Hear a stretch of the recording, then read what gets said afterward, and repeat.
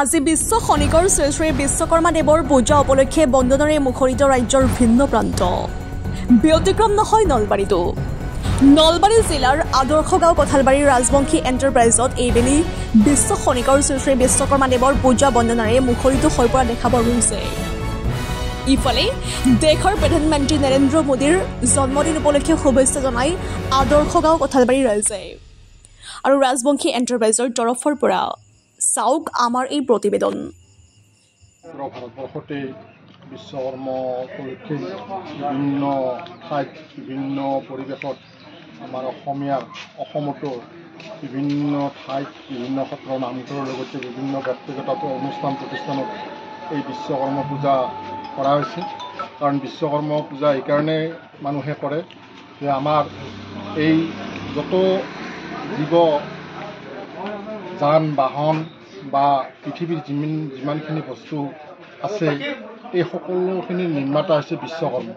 আচলতে বিশ্বকৰ্মাই দ্বাৰকাত শ্ৰীকৃষ্ণৰ যি নগৰ দ্বাৰকাপুৰী বিশ্বকৰ্মাই নিৰ্মাণ কৰিছিল আৰু তেওঁৰ সৃষ্টি এনেকুৱা আছিল যে তাৰ তুলনা আচলতে আজিও পৃথিৱীত কোনেও তেখেতক ম্লান কৰিব পৰা নাই। সেয়েহে বিশ্বত ভাৰতবৰ্ষত অসমত এই ঠাইবিলাকত যেনেকুৱা দ্বাৰকাপুৰীত সকলো বস্তু বিশ্বকৰ্মাই নিৰ্মাণ কৰিছিল, ঠিক তেনেদৰে আজি যান বাহন আদি কৰি বিশ্বকৰ্মাৰ মিস্ত্ৰী আদি কৰি যিমান সা সৰঞ্জাম আছে আচলতে বিশ্বকৰ্মাৰ সৃষ্টি কাৰ্য কৰা বুলি ক'ব লাগিব।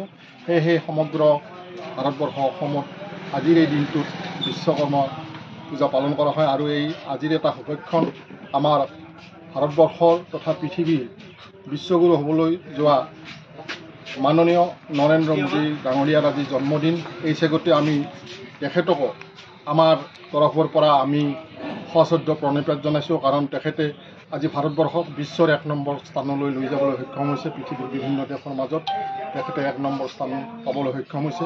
আৰু আমি তেখেতক এই আজিৰ সৌভাগ্যখনত তেখেতৰ জন্মদিনতো আমি এই চেগতে তেখেতক ধন্যবাদ জ্ঞাপন কৰিছোঁ।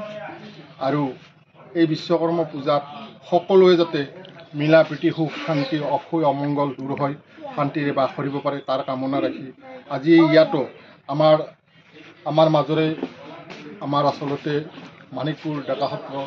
মানিকপুৰ সত্ৰৰ একনিষ্ঠ সেৱক সন্মানীয় চুলেন ৰাজবংশী ইয়াত আমাক নিমন্ত্ৰণ কৰি আমাৰ ভাগৱত পাঠ আদিৰে ৰাজবংশী এণ্টাৰপ্ৰাইজত বিশ্বকৰ্মা পূজা পাতিছে। আমি তাত আহিছোঁ। সমূহ ভকত বৈষ্ণৱে ইয়াত অংশগ্ৰহণ কৰিছে।